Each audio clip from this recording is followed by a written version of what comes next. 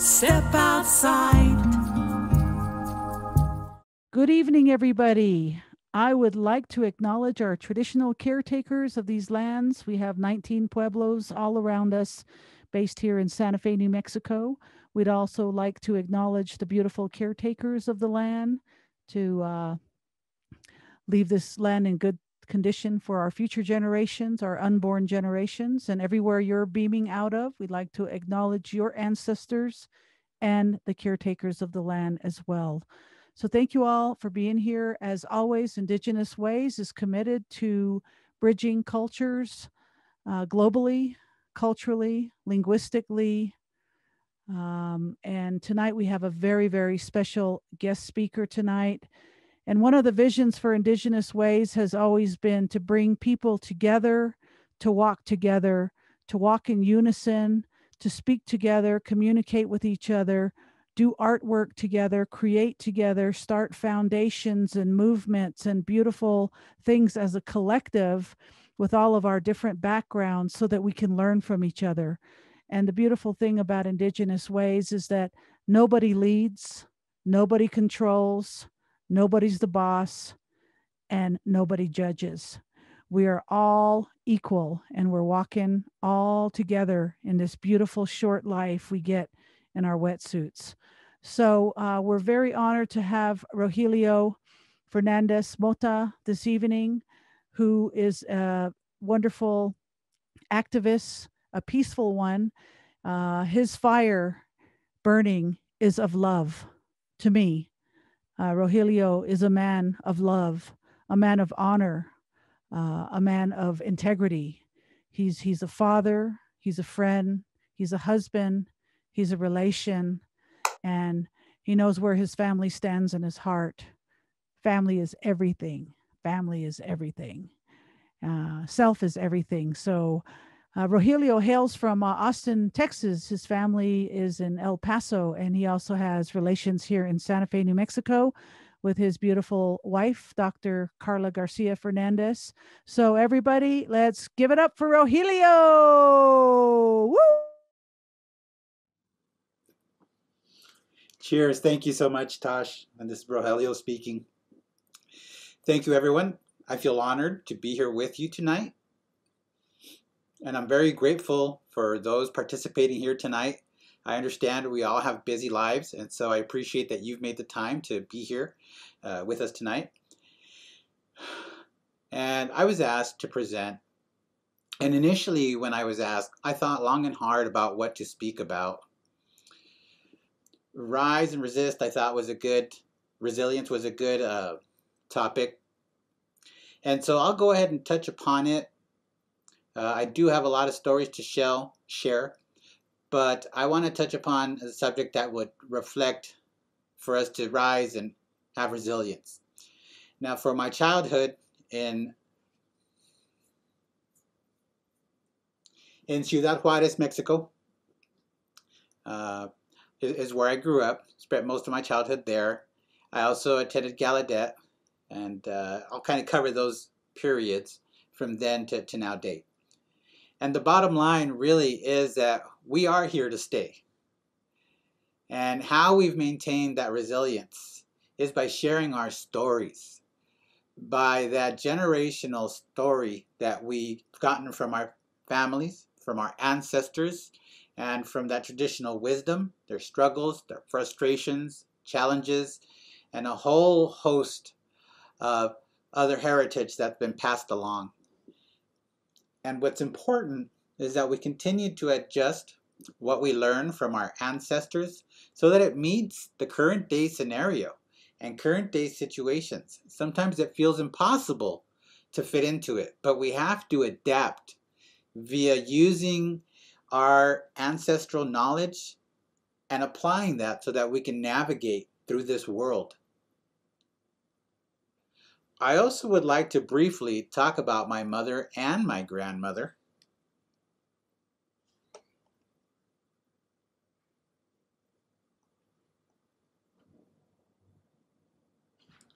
My grandmother lived a good life. She lived till she was 100 years old. And when she passed, my mom and my grandmother were both the epitome and reflected completely rising and being resilient. I would have to say that both of them endured so much and planted so many seeds for us as a family and even for my own kids and further generations. My grandmother worked on a farm. She picked cotton and beets in the South Texas Valley area, the McAllen area.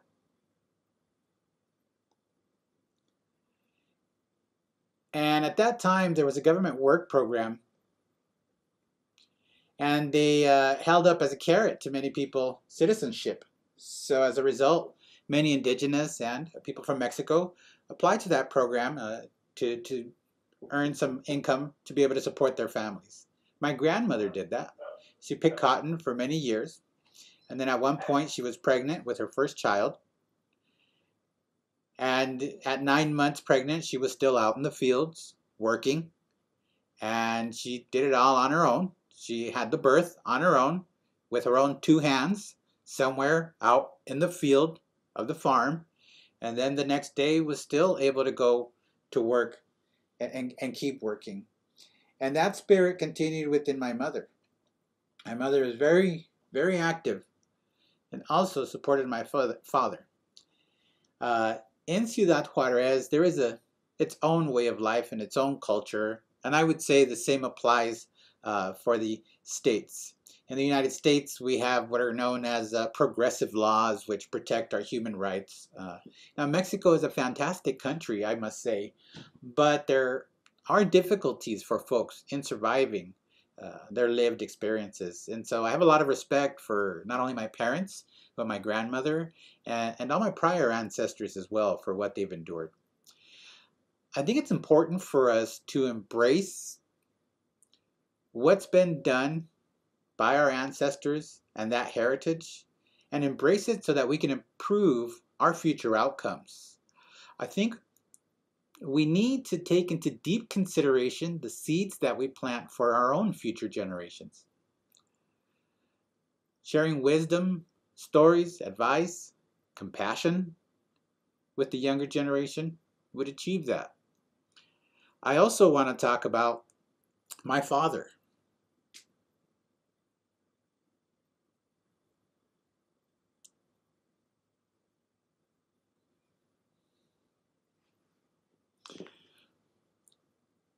My father worked for a very well-known boot company called Luce, and that again is in El Paso. So I grew up in Juarez, Mexico till I was 4. When I was 5 is when we moved to El Paso. And my father, he ended up getting a resident alien card, which was a green card. And again, that time, the U.S. government was in a heavy need of laborers, and so an opportunity was opened up to people to work within different factories inside the United States, key to the area of the border. And so my dad took advantage of that opportunity and began working that way. I was born in Segundo. I'm sorry, the screen came up and kind of distracted me, but I was born in Segundo Barrio. And that's an extremely or very Chicano Mexican community. There is an image that I can share.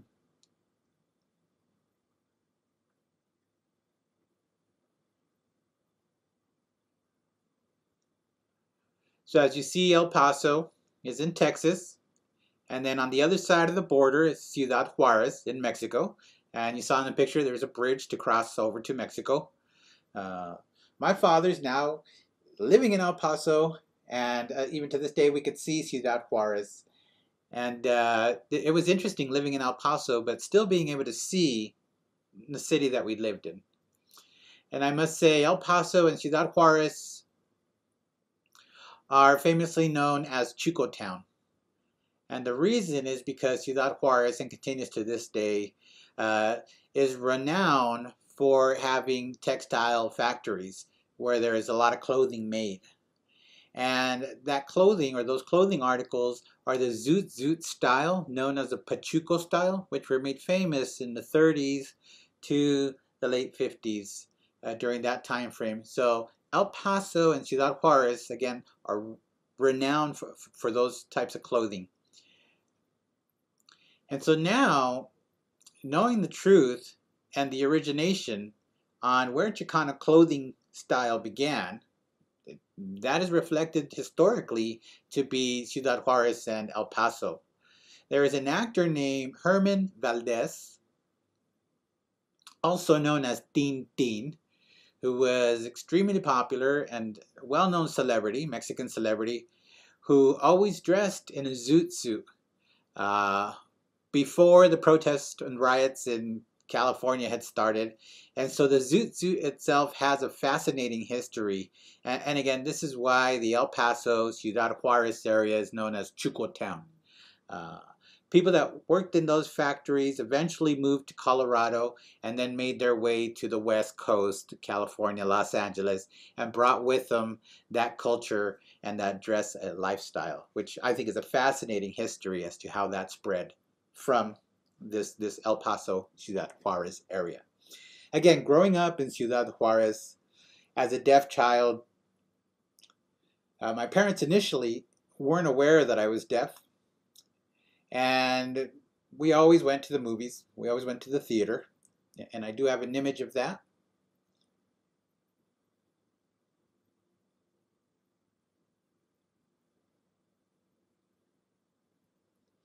That is an extremely well-known theater, well-known for its historical paintings inside the theater.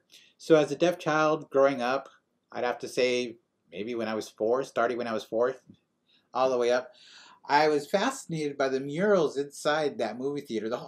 From end to end, wall to wall was full of murals. Now the movies weren't captioned, so I couldn't relate to those, but the murals on the walls just grabbed my attention and captivated me. There was a series of stories covering various topics: slavery, indigenous slavery, black slavery, a whole diaspora across the wall of that. And it was just glued to my mind. Eventually that movie theater closed, and it was due to cartels and drug problems in the area. It was supposed to be renovated, but then that was put on hold for a lot of years. I had a conversation with my family about those murals and how well I remembered them.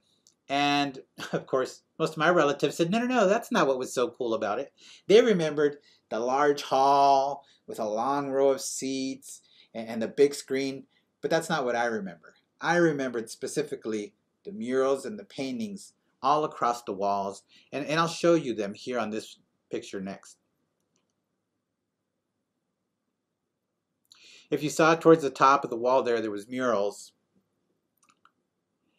and it was those murals that initiated my appreciation of murals. I'd have to say murals have such an intense storytelling behind them. There's so much thought, so much discussion that one can have with friends or relatives about the wisdom and the sage advice that's contained in those murals. And those murals just stuck to my mind. One time my family, we went to a museum. Well, it's now become a museum. One time we went to a location that's become a museum, and there was a break-in. And so I called my family for attention, and what I said really shocked my family because my memory of the location was accurate.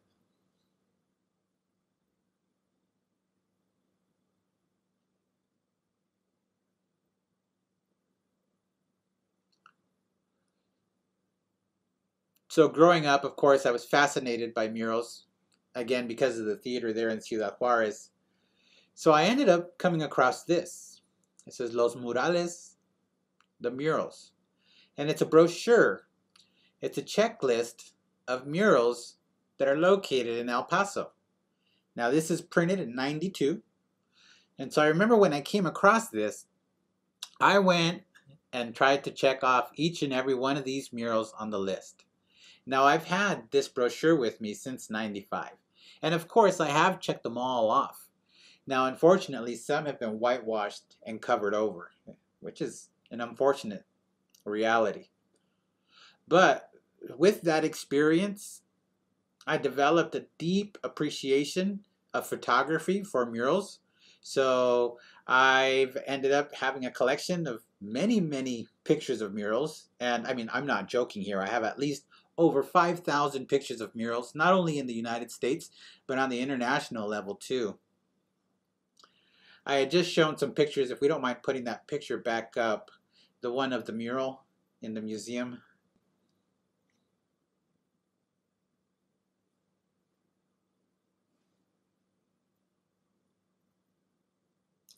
Okay, for me, that mural is one of the most powerful I've ever seen. Of course, the size, I have that picture framed at home, but the size of that mural is humongous. Uh, that's El Paso's Adios is what it's known as, or El Paso's First Thanksgiving,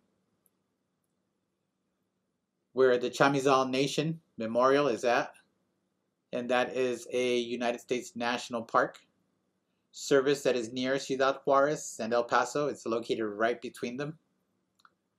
And that is a 14 by 10 foot size mural done in oil on canvas. And that is painted by Hallmars, which is one of my favorite painters. And I was actually fortunate enough to meet Hallmars in person and had him autograph a picture of my mural. But what's fascinating about that mural in particular is, of course, New England is always proud of the fact that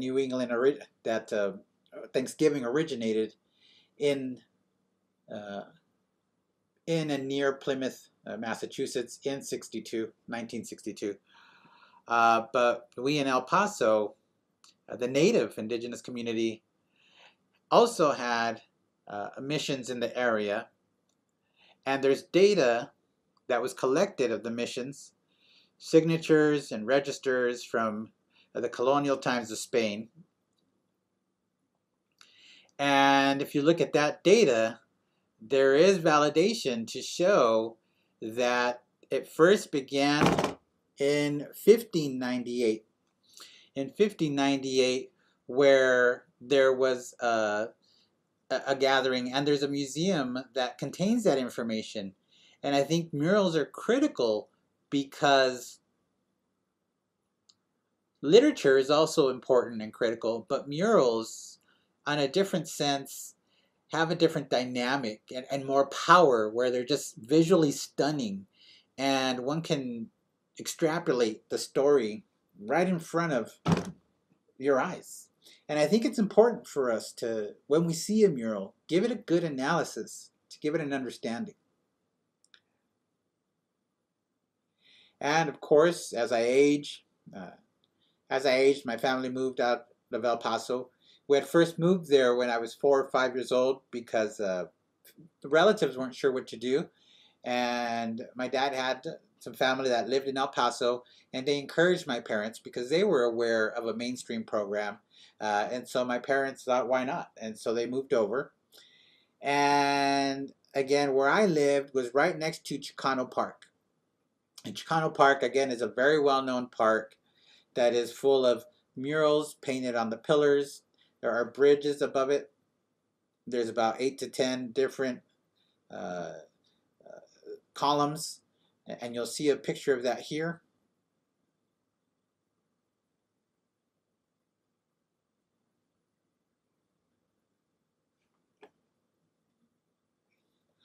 So I grew up playing basketball and all sorts of other sports and activities at Chicano Park. My family would gather there for picnics. We would get together there with friends, and quite often I would see Chicano lowrider culture there. And to this day, I still go to Chicano Park quite often. But again, the key is that murals contain quite a bit of storytelling within them.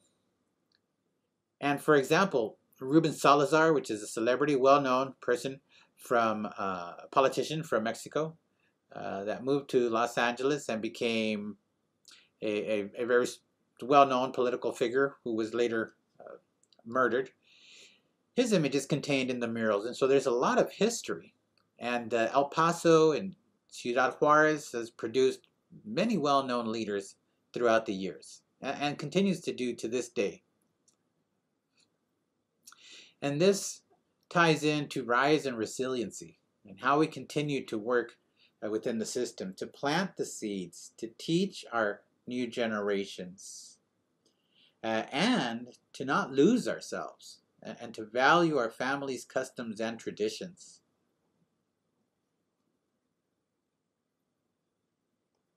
At this point, I do want to talk about Gallaudet. I was a part of the Hispanic Student Organization, HSO, and I do have an image of that.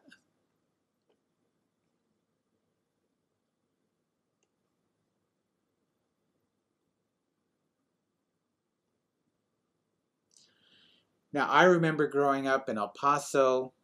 I went to TSD briefly for just 2 years, but I would have to say it was quite a culture shock for me to really be immersed in the ASL world, and it was a tedious 2 years. And then I made it to Gallaudet, and when I got to Gallaudet, I realized I really missed my family. I really missed my culture, and well, from El Paso to Austin is 8 hours. From Austin to DC is even further away. But it was a blessing in disguise for me to be able to spend all those years with the HSO organization, the Hispanic Students Organization, and support each other on projects and events. I'd have to say that the Hispanic Students Organization is what kept me sane during my college years, right? It kept me from selling my soul. And at that time, we had great technology. Unfortunately, it wasn't as great as what we have now. So in order to communicate as a group, we'd have to come together. And the average was about 10 to 15 people coming together every month, once a month. And I see how critical that encouragement was. And without knowing it, we were planting seeds. We were ensuring that our future generations would continue those types of story sharing activities, wisdom and advice sharing, and communal support. And I think a lot of us in the HSO organization didn't have definite role models that we grew up with. I did have, for example, my grandparents to look at. And so having that experience in the HSO to also build advocacy for ourselves there and develop new friends. And when freshmen would come up that we felt supportive of, we try to invite them, and they were a bit hesitant and they prefer hanging around, at that point with their whiter skinned European friends. And they'd shy away from the Hispanic student organization. And I'd have to say those experiences broke my heart, because those individuals, I sense, lost their identity and probably were decolonized much later than they could have been. So we made a commitment in the group to get our people decolonized now.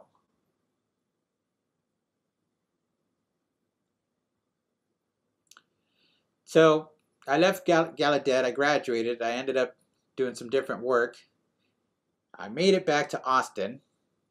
And it was at the fore of my mind wanting to establish an organization for Latinos. And I do have an image of that I'd like to show.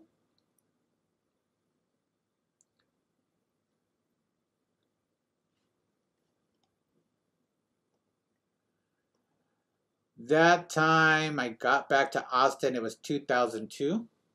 And I just wasn't sure. I didn't feel comfortable because there was no Hispanic or Latino organization in Texas. I remember that there was the Illinois Hispanic, was it?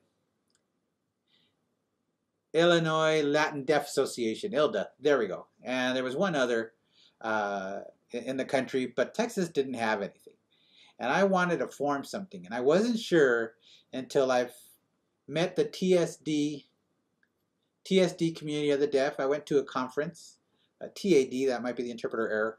And they had a program with a conference, and they had an agenda which I felt was unwelcoming because none of the agenda was in Spanish. None of the agendas covered topics essential to our culture or our people. None of the topics were about improving inclusion for the community. I didn't see any of that on the agenda. And so I reached out to that organization and asked about programs or any of the material in Spanish or any officers at that level. And the response was, well, we can make an SIG. And at that time, I was like, SIG? I was being cautious. I didn't want to burn any bridges at that point. So I felt like I had to play a game and navigate through the red tape. And to this day, still feel like I had to be careful with what I said. And I continue with that because I do want to ensure a win-win situation for all parties. You know, you do have to navigate carefully when living in a white world. So I was told we can form an SIG. And I asked, what is an SIG? And then it was made clear to me, a special interest group. And I felt like that was a slap in the face. I thought to myself, we're not a special interest. We're more than that. We're not a $9.99 food and fun festival. That's not what we are. I thought to myself, we're so much more.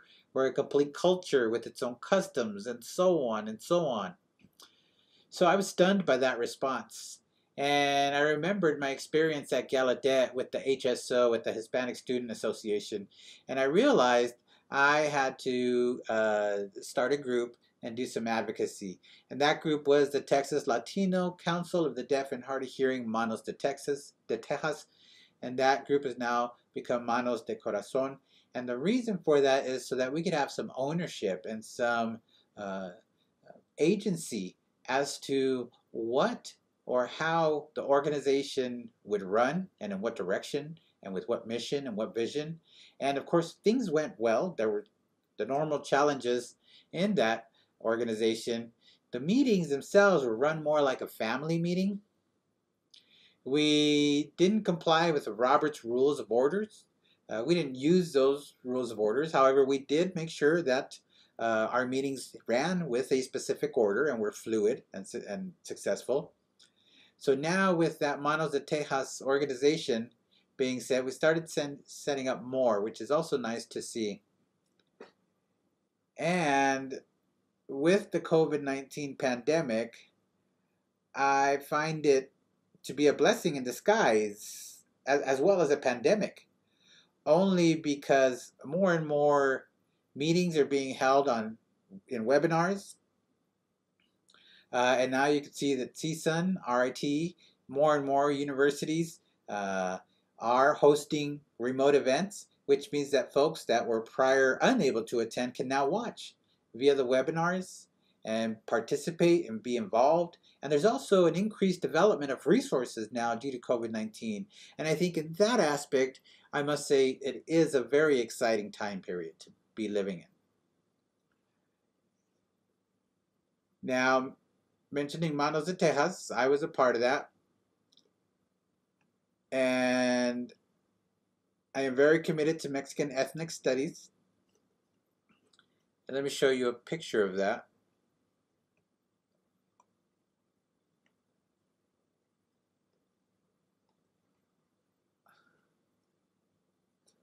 So the group in the picture there are individuals that are extremely progressive and are fighting the battle with the Texas government to make sure that there's Mexican American studies, a mass curriculum, incorporated into the curriculum for K through 12 and the collegiate level. So I was a part of their march back in 2014, again, fighting those good battles, and there have been some successes, although there is no reason for a huge celebration yet, but we are getting there.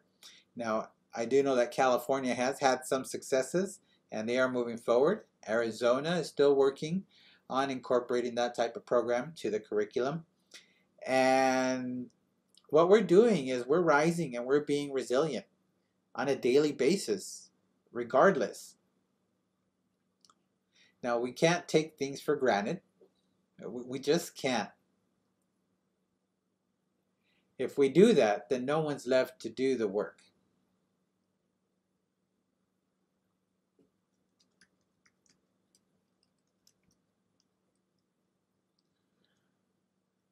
Now, my wife, Carla, she works at CSUN, lives in Los Angeles, of course. And I've had the opportunity to meet two important people in California, and I do have their image.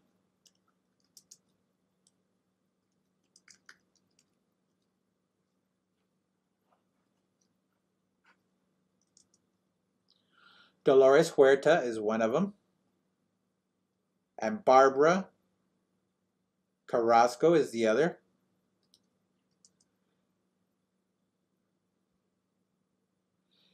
There was a mural done, an extremely large mural for Barbara at that time, and it was a 51-piece mural,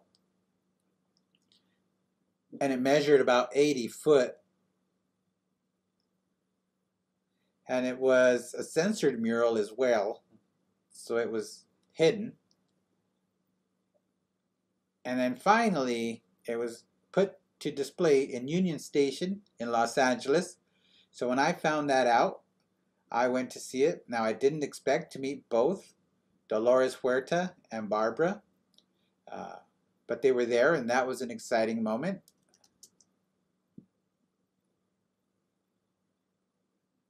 Now, Barbara and I got into a deep discussion as to my love for murals, and we agreed to meet another time. And then she took Carla and I and another friend, with Jay's sign on the arm, and we went together and we visited tons of different murals, talked about the murals, talked about Barbara's struggles, talked about the way of life here in LA. And those are things that you don't read or see in books.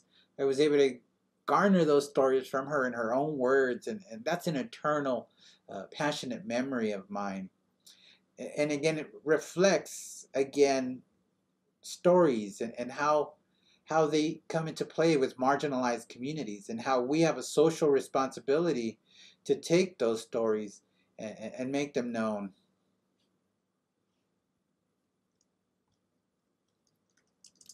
And then I have another image to show you.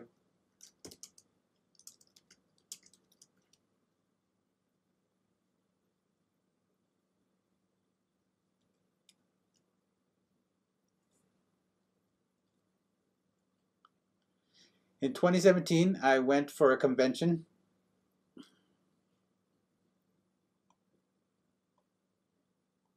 Again, a convention in California, in San Francisco.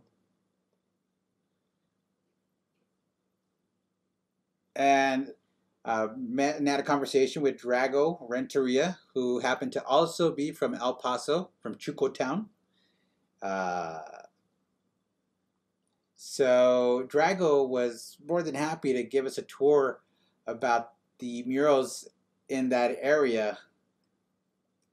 Normally, it's a 2-3 hour tour that's given, but with us, that tour that we took was from sunup to pretty much sundown. We were just talking and visiting and just going from one mural to another.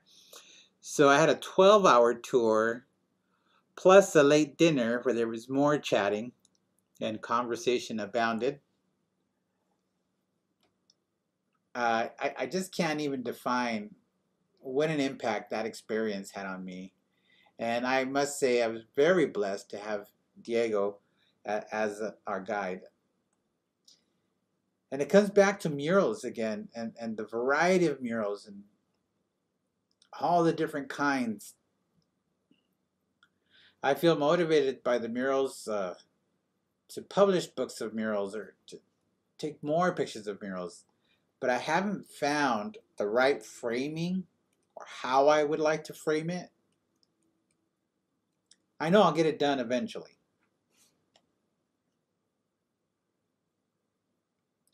And then if we can show the next image.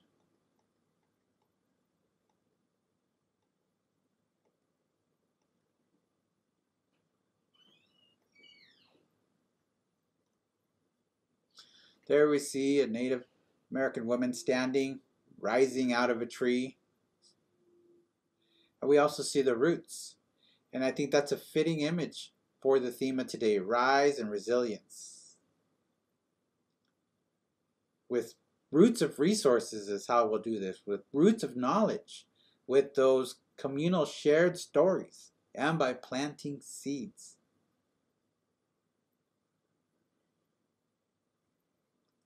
There's so much that we can do. We can tell stories in sign language. We can offer workshops. We can offer webinars.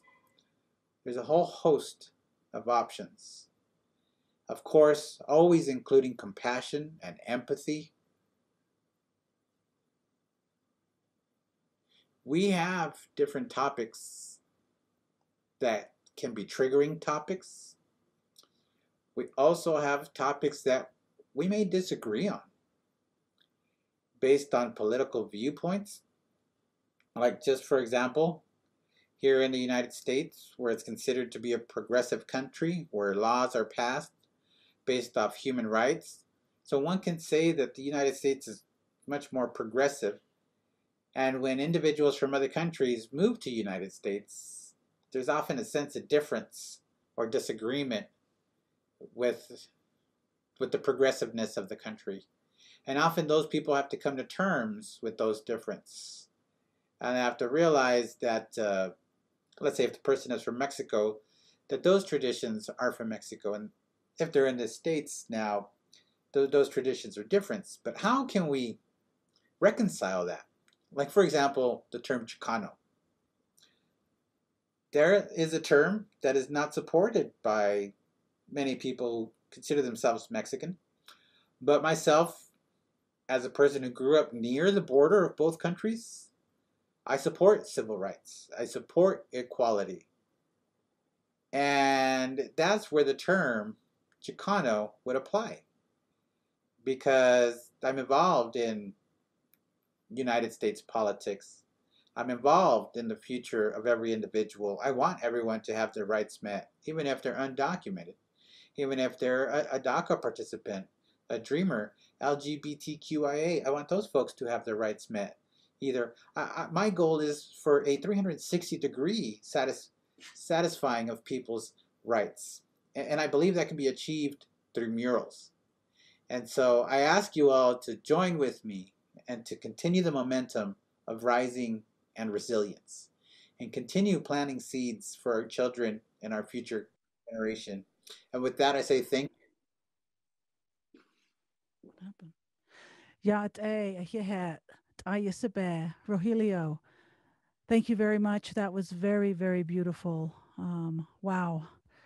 Heartfelt stuff. We needed your medicine tonight, brother. Thank you very much. We really, really appreciate hearing you tonight, and continue your walk. We will continue to follow you, watch you, and join you in any way you can. Let us know what we can do to support your cause.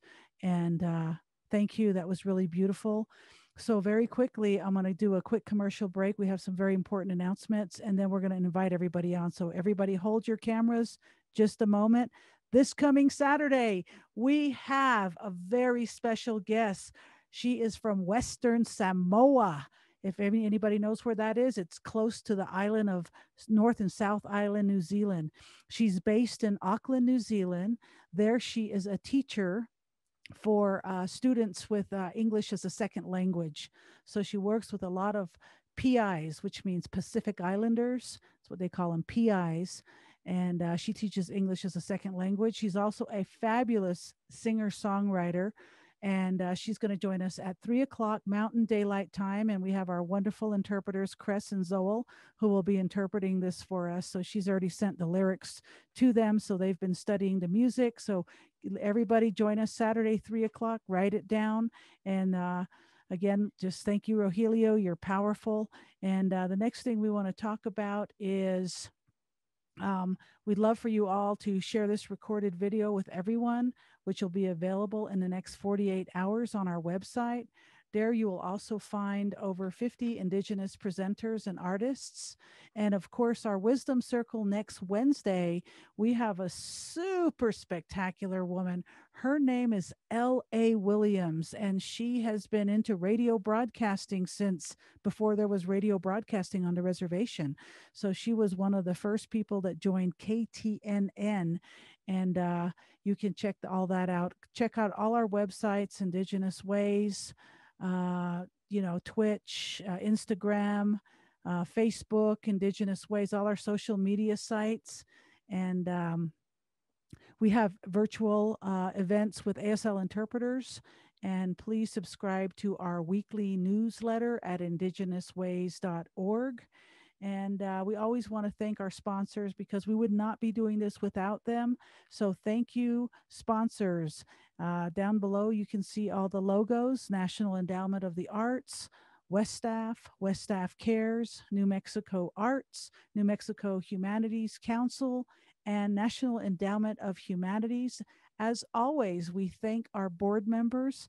Again, this nonprofit has morphed into what it is right now because we are a collective and we talk about how things should be and see into the future. And there are, again, no bosses. Everybody, we feed off of each other with ideas and innovative ways to move forward with our nonprofit. So thank you, board members. We love you all very much.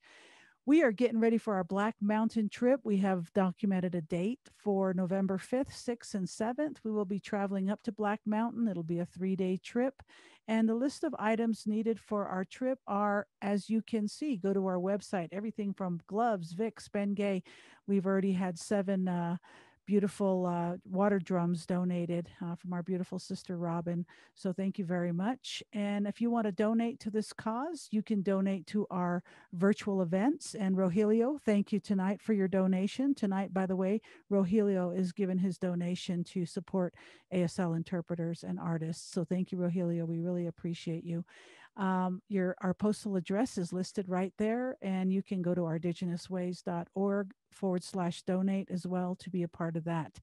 Every bit counts, and we'd like to go ahead and take this moment to invite people on. Come on in and unmute your microphones and your cameras, and let's have a nice little, as Elena says, chin wag, which means chat in America. Okay, here's Richard. Come on in, everybody.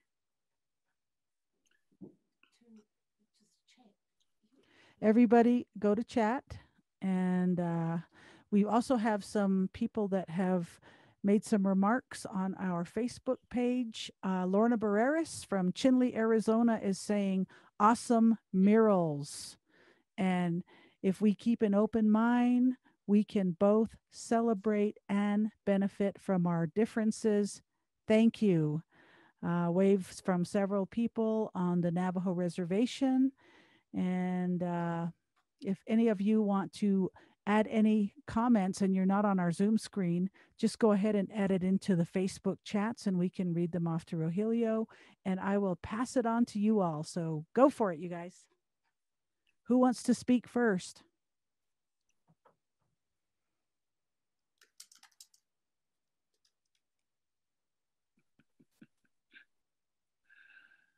Well, nobody's going to go. I'll go. What the heck? Rogelio, love your story. Love that you love murals because I live in San Francisco. I live near the mission. I love the mission. If it wasn't for the mission and for a couple other neighborhoods, I still wouldn't be here. The Fillmore, the old Fillmore, not the one that exists today. But I love the stories that you told about Texas. I have a very good friend, Jose Cuellar, Dr. Loco. I don't know if you ever heard of him. He comes from, if I remember, San Antonio. And he's a musician, and he's got some great musician stories. And I hope you can come to San Francisco on Zoom at some point. I would love all you guys to come to San Francisco. You know, I look at you guys and I look at us up here and I say, why are these two groups separated? I'm sending my stuff to Native friends who don't seem to know about you. But in the Zoom age, there's no reason why this group can't get together with the group up here because you guys are lovely. Every one of you. I've been coming now for a few times. I haven't had one time where I haven't sat here and went yes, or sat here and wept, or sat here and with joy. You guys bring it all on. And sorry you guys are having all that trouble with my people, but I got the same problem with them as you do. So, All right. Keep going. Thank you very much, Richard. All right, we'd like to hear from everybody on the screen. Let's go ahead and get started with Christina Bueno from New York City. Thank you, Richard. Hi. Yeah, I just wanted to tell you that I just think your story was so fascinating. I signed Chicana like this, but I had never seen that sign for Chicano before. Interesting accent, but I'm fourth generation Chicana, and I was born in a town with the old Spanish name. So the town next to the city of LA. Yeah, so Whittier. It's kind of like Jamestown. So now it's like the barrio. So I just really was thrilled to watch your story and learn about all those beautiful places and remember them myself, and think about lowriders and that culture that we grew up in, that concept of family, you know, those areas in California with the lowrider clubs. And my grandparents, they marched with Dolores Huerta. They knew her back when. So just looking back at my own family history and my own family history in the farms as well, and how my history, you know, you can talk about it forever, but really just thank you so much. It was very nostalgic for me. I enjoyed it. And realizing too, growing up, signing Chicana like you would sign gang kind of is a little weird, but I'm wondering, signing it towards your chest, more in the center near your heart. And this, Rogelio, my friends in El Paso, we signed like this. See this? Cholo? This was our sign for a Cholo gang person. Was like this, our sign. And somehow it got shifted to the C letter hand shape, Chicano. And that was mainly because of Joel Garcia in Los Angeles. He came up with that sign on the chest, C on the chest like this. That was Joel Garcia's. He came up with that about 5 years ago, not too long ago. Yeah, because I had never seen that before, and I thought it was so cool. Yeah. So anyway, just my own self-identification, realizing that strength within that community, and just enjoying everything you had to say. Thank you so much. Thank you too for sharing what you did. I appreciate it, Christina. Thank you. Awesome. Okay, let's hear from Sarah Brown Bear. This is Rogelio. You know, I forgot to add something. Some folks, oh yeah, just making sure. Some folks has asked me how I'm able to find all these murals and take good pictures of them. Well, there's different streets. Some towns have developed their own Google Map uh, identification of it by having it identified on the Google Map. And so what I do is I take what those towns have done and then made copies for a personal map. Now, I worked at a video relay company in the past, and it was either before work or after work. I would follow those towns' maps and visit the murals. And so if I visited family anywhere throughout the country, I would get in a day before and visit and take pictures of murals. But I'd always do my homework before and after. And so if you do some homework, you'll be able to get pictures of all the murals that are out there. So thanks for asking about that. Awesome. Thank you very much, Christina Bueno, for your comment. And I was wondering if Sarah Young Bear would like to share. Sarah, do you want to share? Yeah, of course. I would love to. So I just wanted to ask something really quick. Watching your story, I'm absolutely fascinated by it. I learned so much from it. And it really brings up things that I had learned before about Indigenous groups and the Chicano community, the way that we have worked together in the past and working together now, but also realizing the similarities and differences between these communities. And just wanting to learn more about that, the way that we bridge our communities together and being able to continue that bridging.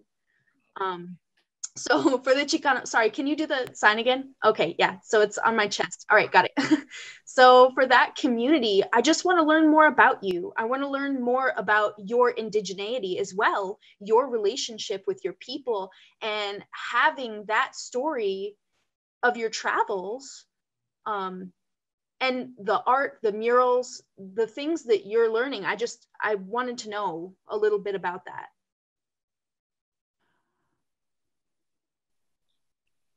Working with different organizations, like for example, Gallaudet, uh, and some of the other state schools that I visited, I think through that, what was most important is having dialogue with compassion and with respect. And of course, every individual has their own stance, has their own footing that they are firm for. And some groups, I'd say, are a little more open minded than others. But as a whole, every individual is different. And I think that's where the challenge comes in. But the key is to speak to each other with compassion and reflect that empathy and understand the reasoning behind it, right? Like, for example, with murals, deaf people were very visual. We could also do a thought board on the wall and put in a pros and cons for a decision. We can also consider as a group what we feel is appropriate or inappropriate. And to be honest with you, there's no right or wrong. And that's where it gets tough because different regions, different folks have different thought processes based on their ancestry, on their lived experience, on the way they grew up. And so there are a lot of factors that affect that bridging of communities. And I'd have to agree it can be tough. But the goal for me is to see all the various groups that exist come together for our own sake, for our future's sake.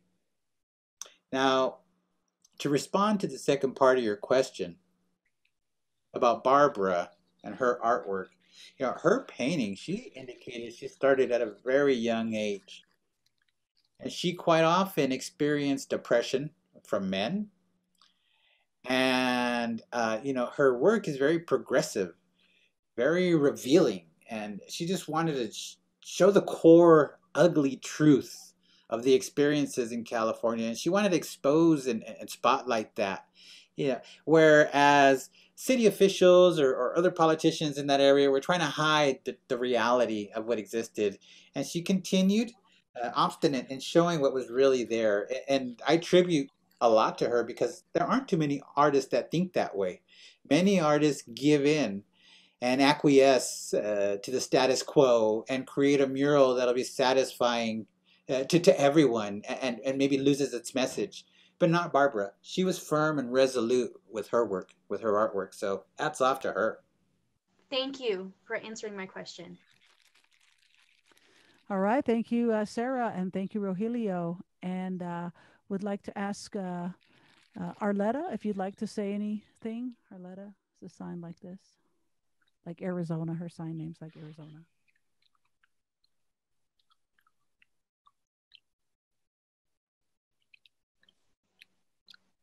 Hi. Hi.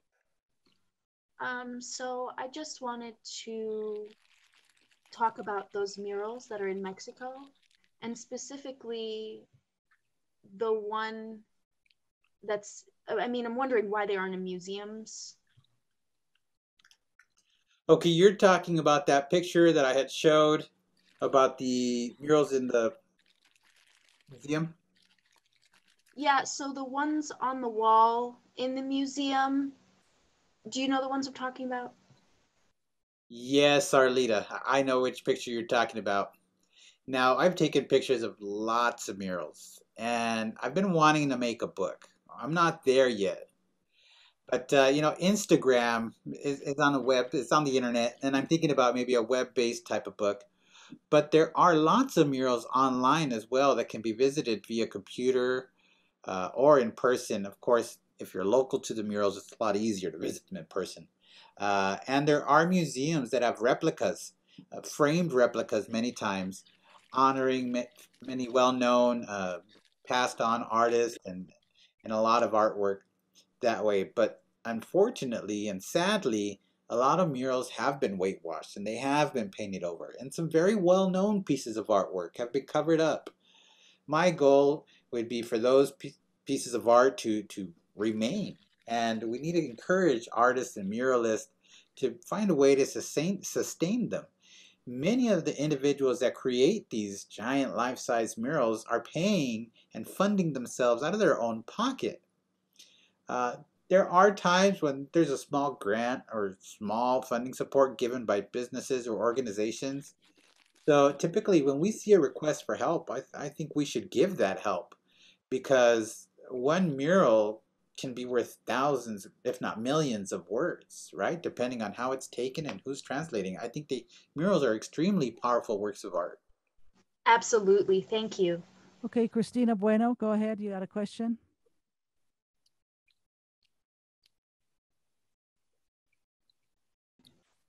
Yes. So I was asking about the mural art. So in East LA in California, I remember that there was one of really one of my homeboys. He had just a very, back when I was a chola, there was a very beautiful one that was next to a store that we would go to, and the store paid him to do that mural, and he agreed. It wasn't a lot of money. It was very little. And really, the art was so wonderful, he should have been paid more for it. But then it ended up in a book, and I have a collection of pictures. Right. And not only that, a mural doesn't go up in a single day. Some murals take months, 3, 5, 6. And depending on the weather at any given date and time of the painting, it needs to be paused or it needs to be redone. The amount of energy expended by an artist to get a mural up, I mean, it needs to be paid for commensurate with the amount of work it takes. Yeah. Absolutely. Thank you so much, Christina Bueno. And thank you, Rogelio. And I see. Geraldine Barney, we'd love to hear from you. You are an amazing artist from the Navajo Nation.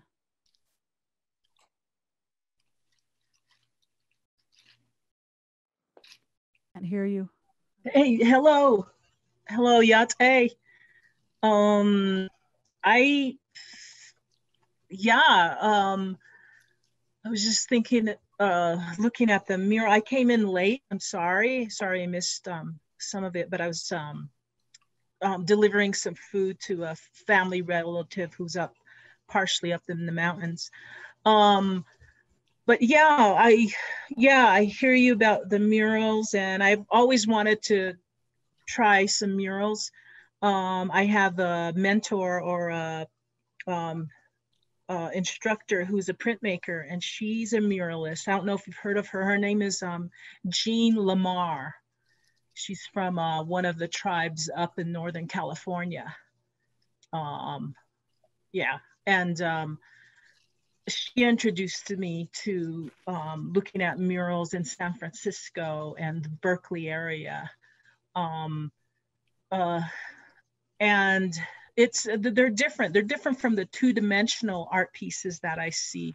It seems like there's like a lot of verse and a lot of stories behind the imagery that is put up. And yeah, I'm getting chills from it because of,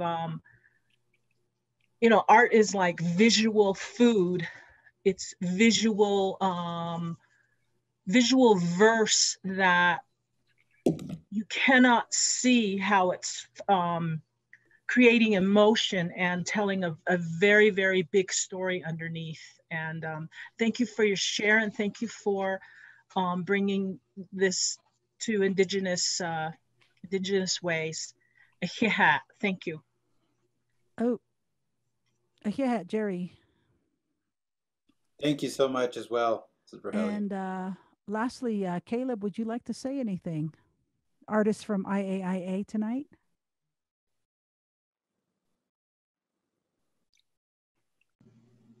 Yeah, I just wanted to know, first of all, the woman who painted it, the Indigenous woman who painted that mural, I wanted to know who that was, who painted it. The And mural of the woman. can you say that one more time? I didn't see the signs too well. Yeah, so do you remember, sorry, I'm just going to turn really quick. So it looked like a woman, and she was Indigenous, and Yes, I think I know which mural you're talking about. The one where the Indigenous woman is coming out of the tree, right? yes. That's in my hometown of El Paso. The painter's Instagram name is Blaster B. So Okay, thank you. I'll write that down. I was just wondering who did that particular mural, and thinking about that story of it, different murals being painted over. And I absolutely agree with you, your perspectives that you were sharing about having that history, and San Francisco specifically having many very talented artists, or Santa Fe. Here in Santa Fe, there's many talented artists, interpreter, clarification.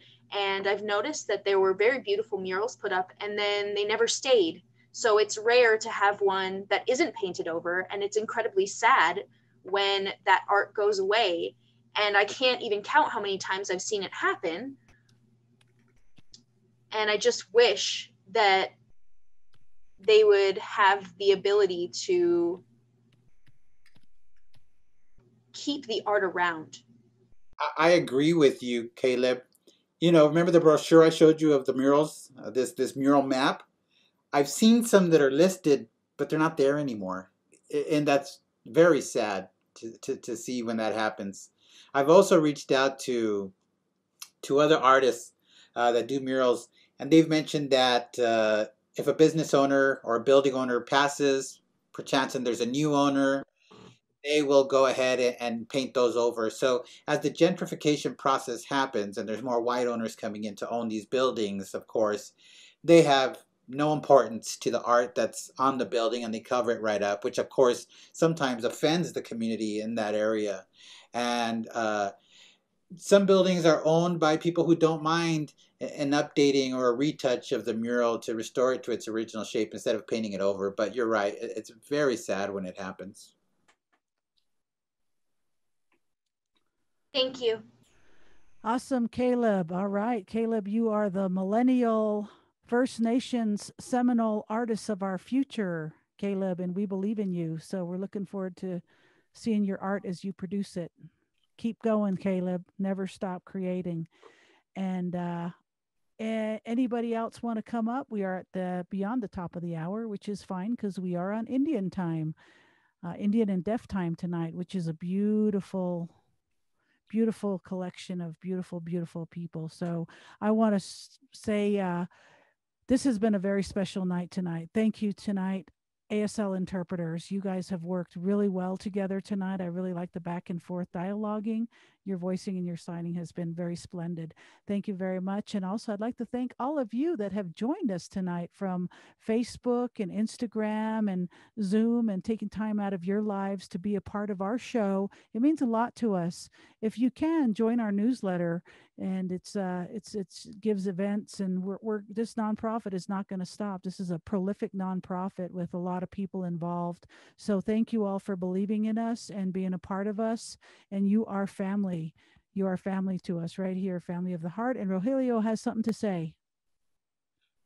I do. As we close, again, I just want to express my gratitude to everyone here. And don't forget to do one of the most important things we're doing this time of year. Vote. Please go get your vote in. Do your early voting. Get it done.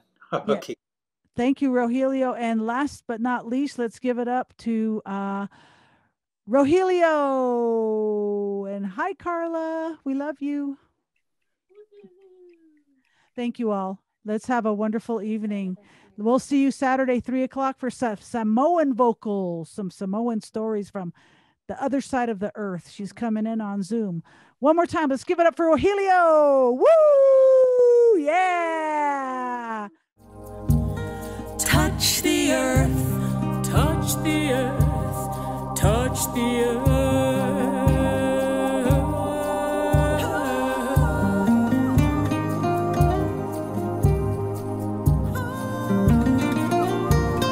Feel the rain.